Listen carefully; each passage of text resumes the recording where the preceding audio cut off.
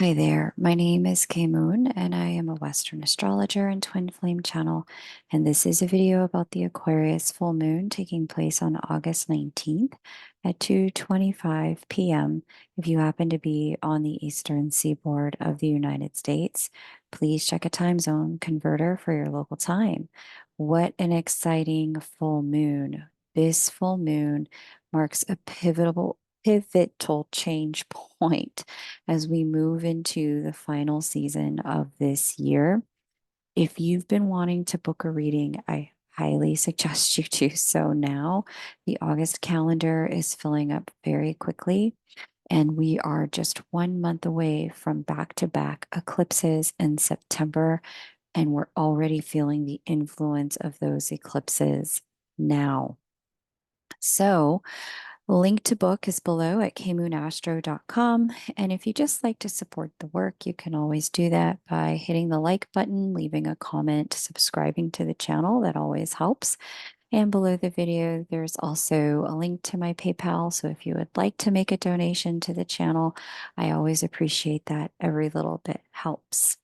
Let's take a look at this particular full moon. We have the full moon. I will show you here at that 27th degree of Aquarius. It is opposite the Sun, Vesta, and Mercury here. Mercury fully in retrograde swing. We've got a square to Uranus here in Taurus and a square to Pallas there in Scorpio. This constitutes what we as astrologers call a grand cross in fixed signs. In other words, a grand fixed cross, which I'll talk about in a moment. We've also got a trine from Jupiter and Mars in Gemini to this full moon, in addition to a sextile from Chiron and Eris in Aries. And we've got a semi-sextile here from Pluto. This is pivotal. There is a lot of change unfolding with this, so let's get into it one by one. When we have a lot of fixed, high mutable placement in the planetary placements in around the zodiac wheel, what we end up having is responses to life that are really fixed on not changing what we have. Cardinal energies, their response to life loves to initiate new, but fixed energies really prefer the status quo and the sustainability of continuity. Mutable energies bend and flex around making sure that whatever the outcome is can happen, or the needed outcome can occur through providing a level of flexibility.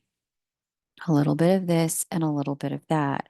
But when we see the combo, high fixed, high mutable, what we can find is there's an extraordinary amount of flexibility applied to getting our way, to keeping things within the comfort zone of what we already know at times. In the light, high fixed, high mutability can really have an extraordinary amount or an abundance of energy applied to establishing something that is ready to have new roots. So, but that tends to always need a little bit of cardinal push for something new to take shape or new to take form. What's going on with this full moon, and as we arrive at the middle of the month, especially with Mercury retrograde, is we've got a little bit of an uphill battle here. Many of us saw, tasted, got to experience the newness that is coming for our lives as Pluto lands in Aquarius in the early months of this year, March, April, and even to some degree parts of May.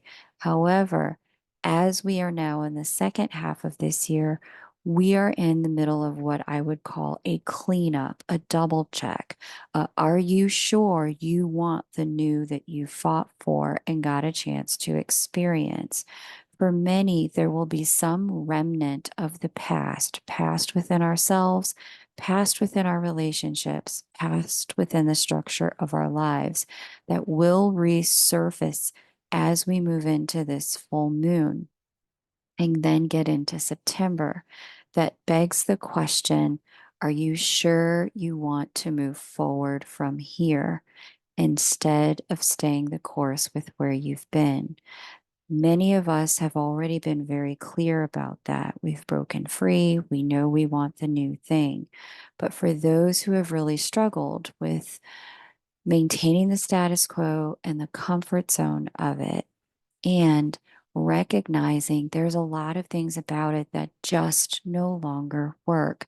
This full moon is going to be a pivotal time of needing to make choices that are challenging because they ask you to get real. They ask all of us to get very real with ourselves about the consequences of staying the same and the consequences of making change. This full moon, so let's get into the elements one by one, is in Aquarius. Aquarius does indeed govern the new and the next, but at a full moon, we have the completion of a cycle. We see this full moon opposite to Mercury in retrograde there in the opposing sign Leo. This can bring forward a lot of revelation and insight into our emotional nature and the consequences of our current level of consciousness, where our current level of consciousness has allowed us to operate in the shadow side of Leo, ego, pride, putting ourselves above other people rather than looking out for other people, where the shadow side of Mercury has really shown itself in Leo, really thinking about our own needs above other people's when we need other people for interdependence. This particular full moon is going to call us out. We also see here with the full moon in Aquarius, Aquarius dealing with groups and friendships.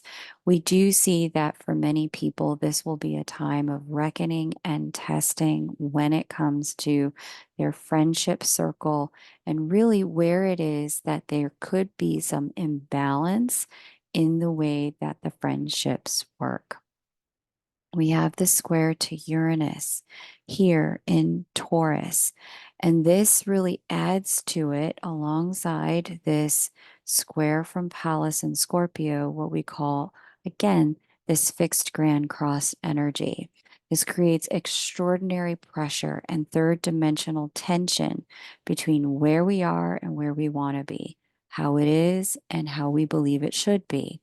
This tension in this case is meant to catalyze major change in perspective, thinking, communication, and revelation with Uranus speaking with Moon that governs our emotional nature and needs, and Mercury, which governs our consciousness and communication. Uranus wants to catalyze change, quantum leap us forward. You may find that there are some unexpected communications that unfold as we get into this full moon.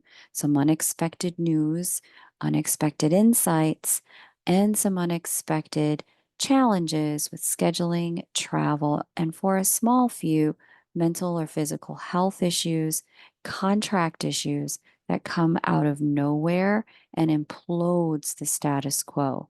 There is a purpose to this. It is meant to shake us out of a rut. It's meant to get us looking at things from a different perspective, to force us to consider new ways for getting things done. It's meant to help us reframe, review, and reconsider. These are all Mercury retrograde words. Fixed consciousness so that we can lean into new opportunities for personal growth where things feel like they're going sideways here. If you feel like you're having a Murphy's Law kind of 2 weeks where what can go wrong will go wrong, The invitation on the table is to say, hey, wait a minute. What is this giving me the opportunity to transform in myself or about myself so that I can be better aligned with my needs? That's the moon. And lean into a higher state of consciousness. This is the Uranus square Mercury retrograde. There can be some very uncomfortable, confronting, untimely potential truths that show themselves here. But ultimately, this is going to be maturing, seasoning, conditioning for ourselves when it comes to our investment and our growth and development. What we need can be quite at odds with our shoulds.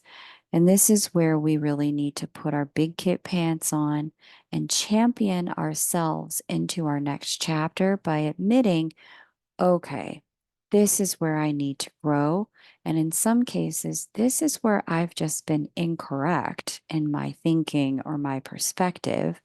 And where if we honor that it may be time for either a situation to end or change, we get the opportunity to land in a new configuration that's more suitable for who we've become and the people that we're connected to, who they've become.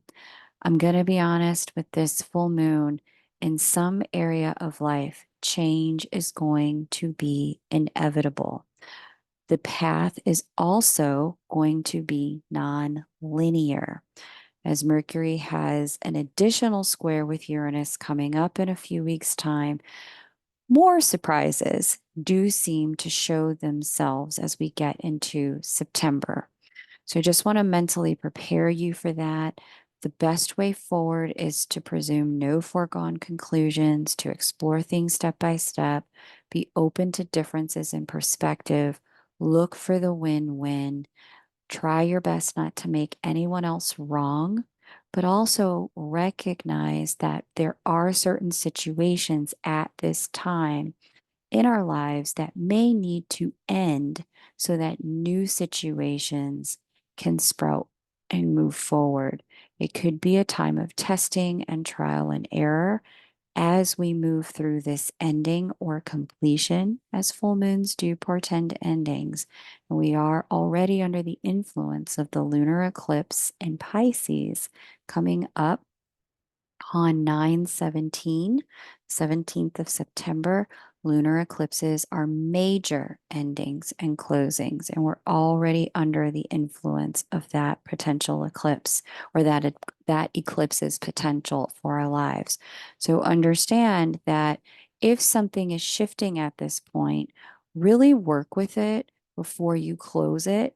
But if you've known for a long period of time, yeah, it's time. Take the time you need to have the necessary conversations in a stepwise fashion to bring things to an appropriate closure. For some, this is going to be the full on closure of a contract or a relationship.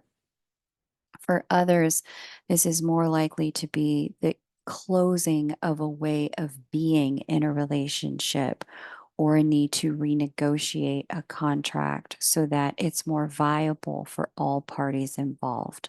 Okay. The trine here from Jupiter and Mars conjunct in Gemini to the new moon, or sorry, the full moon. Here's Jupiter, and there's Mars speaking to the full moon there, both all three of them in the air signs. This is bringing forward a strong motivation energy to explore. That's Gemini. Mars is bringing the motivation, and Jupiter is amplifying it to explore and get on with things. This can cause a bit of hastiness and a willingness to skip steps instead of dealing with things thoroughly. Be mindful of people or exes or bosses or agents who surface at this time and are pushy in terms of getting you to move along in the direction of their choosing. Be very mindful that You aren't that person because ultimately there is an energy here of potentially missing some details that would be self-honoring to include and honoring of the other people to include. And missing those details, I promise you, it's going to be double the work to miss those details in real time rather than just taking the opportunity to move a little bit slower, double check the contract, the agreement, make sure both people are on the same page about their understanding about where things may move. Have the conversation again, hear people out a second time, make sure you understand their perspective without assuming. This is really going to help milk this full moon and get the most out of these configurations because even if you don't have these conversations thoroughly the first time, I promise you, when Mercury hits Uranus the third time, it's going to come back up. So, better to do this thoroughly the first time. Okay. It's going to be really important if you're feeling coerced to take steps to conclude a situation that just feels a little, I don't know. Really give yourself the opportunity to question, to probe, to to look deeply at a situation. Don't let people or be the person yourself that pays lip service for appeasement and to get on with things as if nothing happened. Trust that if there are delays, holdups, because people want to review things and double check for understandings, that there's real purpose in this that is going to serve you and likely save you time and money down the road if we're talking about business and heartache and future distress if we're talking about interpersonal relationships. Okay. As Mars pulls away from Jupiter in just 2.5 weeks' time, there is going to be a slowing of some of the momentum that's been created at this full moon. And if lip service was paid and big promises made in order to just quote unquote get on with things, this is when you'll be able to see, and it's going to be very quick too, how empty those promises were. Set up trial periods where you can. Let's try this out. Let's try a trial basis. This is what I would need. What would you need? Negotiate. Give yourself and other people to then renegotiate in September once Mercury is direct and that Jupiter is on its own in Gemini, Mars has moved on. You'll have a different perspective at that time, I promise you, on anything that doesn't quite feel right now that you may have wanted to push through just to get settled. It's okay, especially with these two in Gemini, to be in the in between, be in the unknown. There's real advantage to giving yourself opportunity to explore rather than push to conclusion or force a conclusion at this time. Okay. Let's see. We also have this full moon in a position that is sextile to Chiron here in Aries and Eris in Aries. While very humbling, this is going to be the saving grace in this configuration.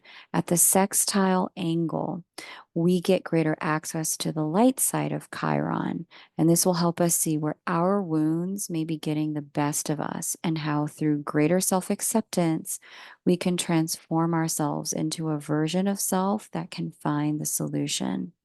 There does seem to be a level of hard choices at this lunation.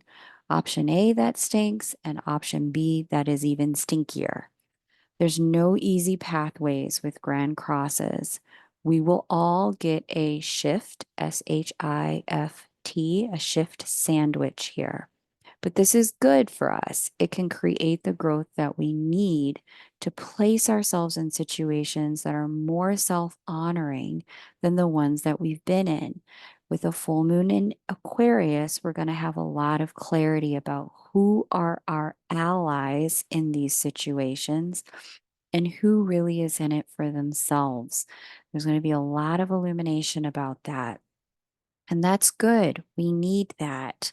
As we step into greater self honoring, as Chiron moves through Aries, the more we do that, the more the people around us can know for themselves, hey, who that person really is when they honor themselves. That's someone I really want to be around. Or we aren't a match, and it's okay to complete and cross a bridge here. But where we are trying to hastily hide our edges, just move forward, go along to get along, this is the kind of energy that will have severe consequences within the next 2 to 3 weeks' time. The closer we get to the eclipse as well in September, 4 weeks' time, we're really going to see, wow, I should have spoken up when I had the opportunity. Okay. So understand that if you're feeling a little bit like, wow, either abandoned or rejected, Chiron starts his journey from that position before he moves into leadership. If you're feeling any of that at this full moon, it's okay. Trust that people's true colors are really going to show. Trust that your true colors are also going to show. Again, conversation will be key. If there's anything that you don't understand from other people, it's a wonderful time to say, hey, X, Y, and Z made me feel A, B, and C way. Is this, I I trust that your intentions may not have been that, but I'd love to talk about this. Can we set up a time to have a look at what's unfolding so that we can get back on the same page? Conversations will, I promise you, smooth a lot of this out, and you may need to have 2 or 3 of them. But those of you who have the wherewithal for it are going to find that your relationships are stronger on the other side of this rather than more fragile with greater self withholding and self scolding. Okay. Now, we'll talk more in a moment about Eris's influence in Aries because we do see that these two are sitting very close together because Eris does add a bit of shadow energy to this configuration, but even that can be helpful in the right situations. Before we get there, I want to talk about this full moon here and a semi-sextile configuration to Pluto just behind it. This particular angle of Pluto to the full moon can give us the urge to force endings, force completions here. Completions at this time, for some of you, are long overdue. For others of you, they're going to be premature. The way you're going to know the difference is if there has been something that has been dragging out, and the longer it's dragged out, the more wounding it has caused to you. The more you've suffered specifically in the structural areas of your life, your friendships, and your finances. If these are the areas in which you have been suffering and it's been going on for some time, I would say your ending is now. For those of you where it's just started to get uncomfortable and given rise to some questions, this is your time where rather than ending things for negotiation and communication, know which camp you fit in. The Jupiter Mars conjunction, as I mentioned over here, speaks to an extraordinary level of hastiness, especially as we get into mid-August, that can help all of us get the motivation to end things that need to be ended, but it can also undermine negotiation when negotiation really needs to be thoughtfully engaged in. Again, know which camp you fit in. What's going to work really well is a lot of trial and error, as I've mentioned, and using the urge because Pluto is going to create a strong urge to change something, to shift it out of its current configuration. So, too, will Uranus speaking to the full moon. Strong urges to shift, to move, to change, to end, to try something different. Significantly stronger urges to do this will be unfolding at this full moon, especially as it peaks. But the more we can use trial and error and conversation, the easier this might be to figure out what configuration of different is going to be a win win win for everyone involved. Using the urge to move and change and close out how it is at this point is going to be very loud. To try, so give yourself opportunities to try new configurations in your work relationships or the structure of your responsibilities, in your financial configurations, in your relationships, personally, in your scheduling, new configurations in your communications, etc. Try things out before completely calling something quits where it's appropriate for you. And those of you who know it's appropriate to call something quits, utilize the discomfort of this Aquarius full moon to get on with the necessary closure conversations and completions. Okay. There are several signs who are going to feel this particular full moon most. Those of you who are July born Leos, February born Aquariuses, May born Taurus people, November born Scorpios, June born Geminis, and October born Libras. For you, this is going to be an intense full moon. Again, take your time, think through your options, pay attention to heart and honor the heart. The head is always going to want some shoulds and some continuity and predictability. Let this be uncomfortable. Facing discomfort now is going to save you time, money, energy, hassle, and headache and distress later. Okay? Let's take a look at some of the other energies unfolding at this full moon. We've got a lot going on, especially with regards to love and money. And we're going to talk about those in a minute, specifically dealing with Venus. We also have we have something called First Look coming up at the end. If you're new here, welcome. First look is when I look ahead to the next lunation, which is going to be the new moon in Virgo on September 2nd. So you can understand how the energy moves from this full moon to that new moon and get a bigger picture of what your options and opportunities are for the whole 4-week lunation period.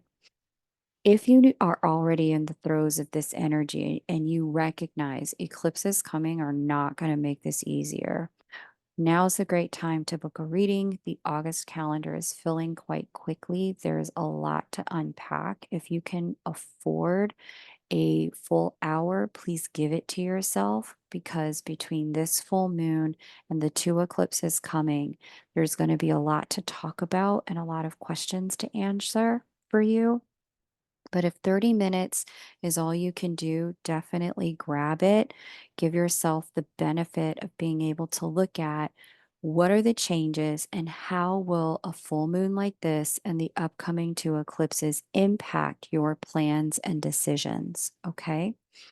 I'd really love to save you all hassle and headache if I can by charting the path of growth for you through the blueprint of your natal chart. Link to book is below this video. I'm at kmoonastro.com when you're ready.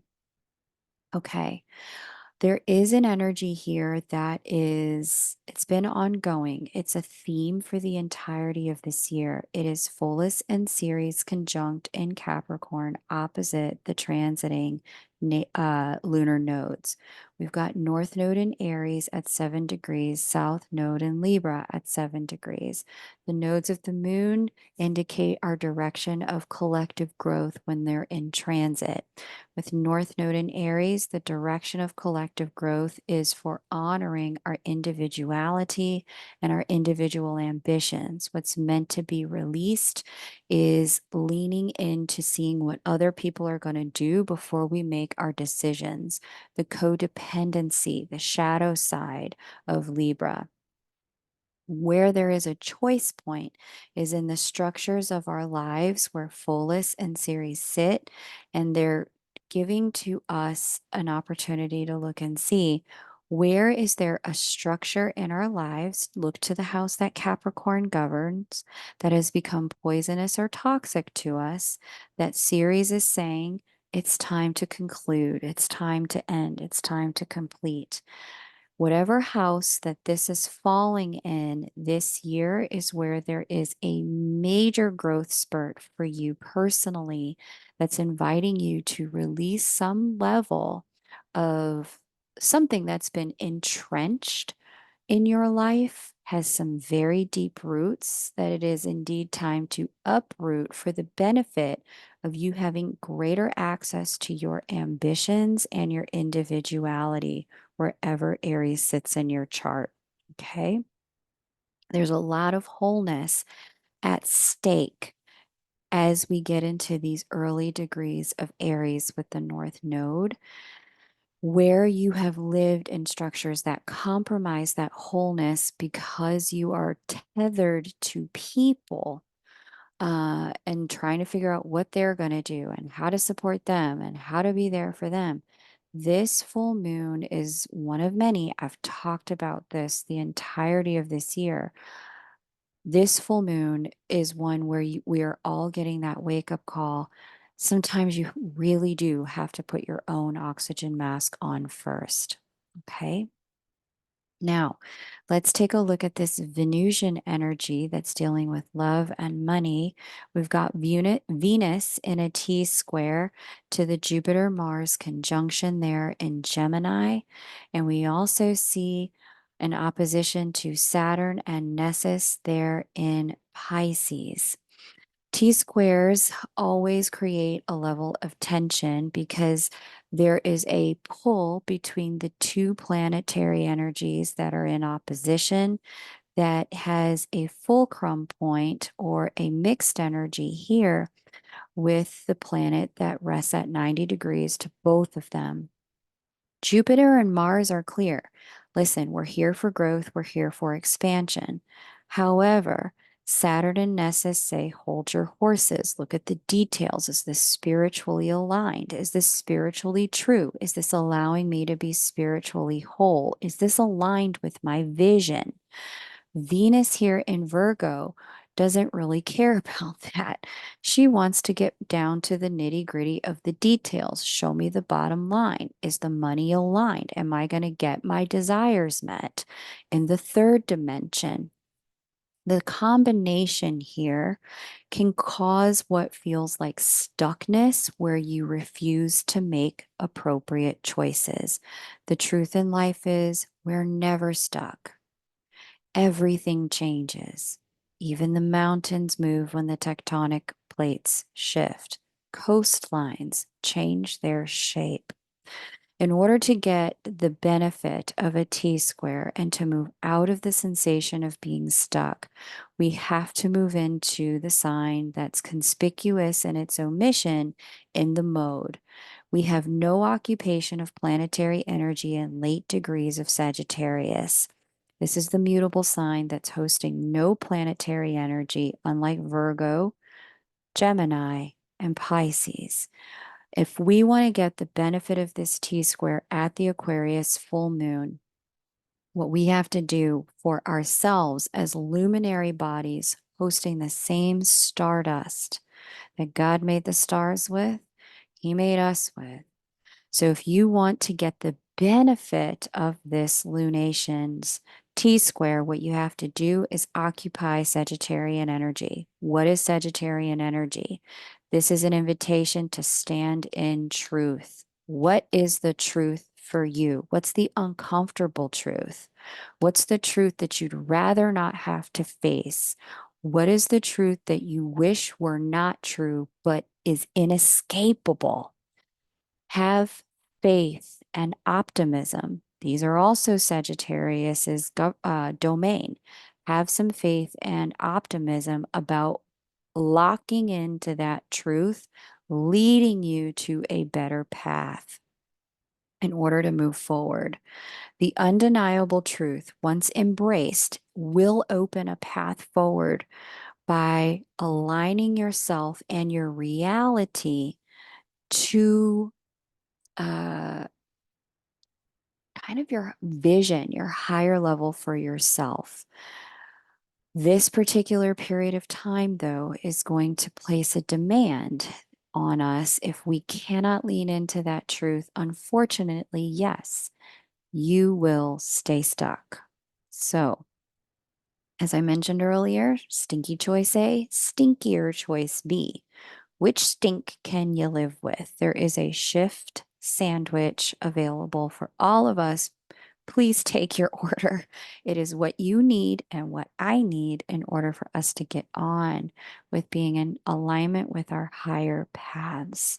This combination of planets will help us understand what's required to experience the desires of our heart, where we ourselves have to step up, and what's unavoidable when it comes to maturing ourselves in order to have it. Like I said, uncomfortable truths can lead to more comfortable paths once they are embraced. We also have, like I mentioned, this Saturn Nessus conjunction here. They are trying to palace over here in Scorpio, both of them in water signs, Saturn Nessus and Pisces, spirituality, vision, delusion, but also our capacity for the arts and to see what is not there. We also have Pallas and Scorpio. Scorpio deals with our shadow side, Scorpio deals with fears. It also deals with our capacity for transformation, growth, alchemy, and change. In a trine configuration, this is giving us an opportunity for some real self honesty about the spiritual growth, change, and transformation that's underway. These energies underpinning this particular full moon is allowing us to see with an inescapability into an emotional reality that is demanding our capacity to honor it, and some spiritual truths that are asking us, begging us, demanding of us. You cannot move forward without honoring this spiritual truth. We will see some of our own shadow and some of our own light here. This is going to give us an opportunity to see how do we alchemize the two through our choices and behaviors for our own growth. It's also going to help us see what do we need to release or cut out. That's what Saturn does in order for our wholeness to thrive. For some of us, it's going to be behaviors. For others of us, it's going to be full on relationships. For others of us, it's going to be pattern interruption in a dynamic or our finances or at work that will really allow us, again, step on that higher path, that higher trajectory and timeline. We do see Uranus sextiling uh, Neptune here. So I've been talking about these a lot this year. Uranus, Pluto, Neptune, all in a conversation. It's these guys now in conversation with Juno. Juno's having a conversation here with all of them. Gosh. And then we have Chiron in the mix speaking to the major players here, but not necessarily to Juno. This is a wild energy, you guys. This combination is what is creating all of the change in our relationships and in the structures of our lives. What what are our lives if it isn't for our relationships at work, at school, at home, in our families, in our love lives, in particular in our business partnerships as well? Juno governs, she's the evolved version of Venus. Juno here represents marriage and commitment, whereas Venus is just love and attraction. Juno is what takes it into the establishment of something more than just chemistry. Because we have Uranus, which is the hand of God, the divine change, the energy of quantum leaping. We also have Neptune, which is our visionary capacity and connection to the spiritual realms. Pluto here, which is endings and then new beginnings, all speaking to Juno at this full moon. This is what's having a lot of shape shifting unfold in the configurations of our relationship dynamics at this time. Chiron here, as well as Eris in the mix, is going to be both the challenge and the blessing. Chiron Eris combo, it urges us to dislodge ourselves in Aries from continuously wounding situations, especially the ones where we are self wounding.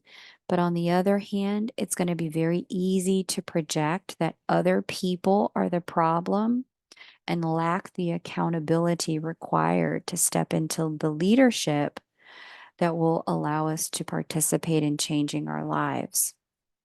So, for many of us, that Chiron thing can be in a total blind spot. We can miss it when we're playing the victim card in our own lives. The truth is, none of us are actually the victims in our lives. None of us who are adults here in the room, right? Especially if you've got, the kind of tech and the privilege to access the internet anytime you want in a developed country, right? You have way more power, control, and authority of your outcome and your circumstances in your life than anyone else on the planet does right now. Give yourself permission to really look and see, is there any place where I am self wounding, playing the victim, holding myself back from the fullness of what I want in my relationships, whether it's business partnerships or romantic ones?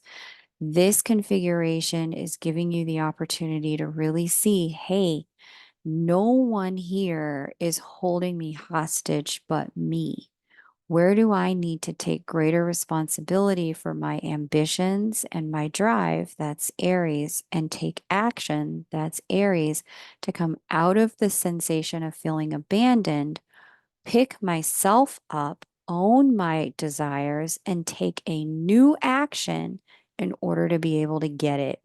And this Mars Jupiter configuration, speaking in sextile to that Chiron Eris, is what's going to allow us to have some momentum in our and wind in our sails to take that new action. I'm telling you guys, this is an awesome full moon for making changes. It's going to feel a little heavy. Let it. The discomfort serves a purpose. It is showing us where it's time to grow and mature. Thank you so much for all the likes, watches, subscribes, and shares. I'm going to jump into the first look now at the Virgo new moon so we can see where this energy goes from here. But if you need some support because this is already starting to feel like, whoa, I'm stuck. Which direction do I go? What are my options? Where is the door opening? Where are certain doors closing? Book with me over at kmoonastro.com. The link is below the video. Again, I strongly encourage you, if you've got a lot going on and we need to cover a lot of ground, give yourself the benefit of the 1 hour reading. If you can only do the 30-minute, take the 30-minute. It's going to let us have a look at not just this full moon, but also the two eclipses and any major decisions you need to make at this time so that you can make them in alignment with where you want to go and not inadvertently shoot yourself in the foot or work against yourself. All right. Let's take a look at this Virgo new moon and see where the energy goes from here. Right. New moon in Virgo. What do you have for us? This is my first look at this. It's occurring on September 2nd at 9:55 p.m. if you happen to be on the eastern seaboard of the United States. Here is our Virgo new moon at that 11th degree of Virgo. We see here a conjunction with Vesta. Very interesting because this full moon also has a Vesta opposition. Vesta is a lot about dedication and where we can dig in. And so, with a full moon in Virgo, also, or sorry, new moon in Virgo conjunct Vesta, it does look like there's an establishment of some new bonds here. Interesting. Let's see. New moon, what's in opposition? We see Saturn and Nessus here in opposition. Okay. We see a conversation in trine with Pholus and Ceres. They really made their debut during the new moon, sorry, the full moon in Virgo back in Pisces season. So we have a continuation of this conversation around releasing toxic structures. And let's just see here. 11 degrees. Uh-huh. Okay, we have a little bit, a very loose square to Jupiter here. It's more a Jupiter square Saturn than it is a Jupiter square the new moon. What I would say in looking at this is a much tamer new moon after a period of a lot of upheaval. And before I would say maybe a continuation of some upheaval as we move into the eclipse on September 17th. It's going to be the start of a brand new eclipse cycle that takes us into 2027 on the Virgo Pisces axis. Virgo, Pisces, Gemini, and Sagittarius, you four are going to be the ones who feel that eclipse cycle the most. But at this particular new moon, there does seem to be a level of things starting to stabilize. Again, I do get the vibe that there's a little bit of discomfort. We certainly have Mercury out of retrograde. But unfortunately, with the Saturn square Jupiter energy, there is this tension between wanting to move forward and wanting to take things slow, a tension between wanting to skip ahead and just get to the conclusion and wanting to make sure that everything is in full alignment. With this being a new moon in Virgo, there are going to be some decisions. I love the word decisions for Virgo, and deciding what Virgo brings to the table as a benefit to all of us is prioritization. It brings forward attention to the details. Virgo will also bring forward an extraordinary amount of discernment. And so I feel like after the upheavals of the full moon in Aquarius, this will be a period of time where we do get opportunity to finally put some things to rest. We do see Mercury here in this conversation with Uranus. It is the final square of the series. And this will be where we get that last piece of information, last piece of the puzzle that really allows us to understand why certain things need to work the way they need to work, and allows us to put projects to bed, periods on sentences, finalize negotiations on anything that has been pending throughout the Mercury retrograde period.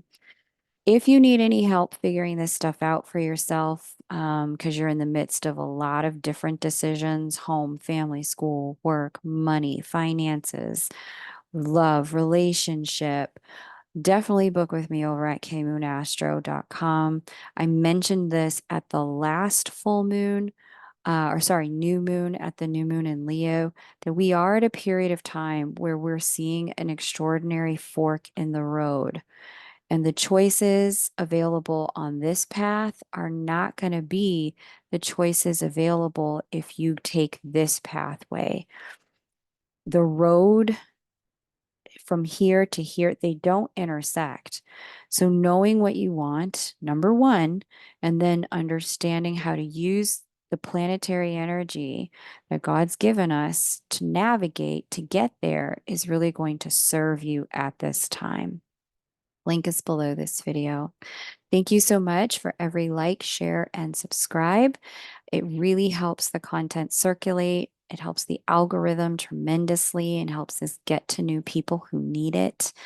I look forward to seeing you at the next lunation. Take great care and bye for now.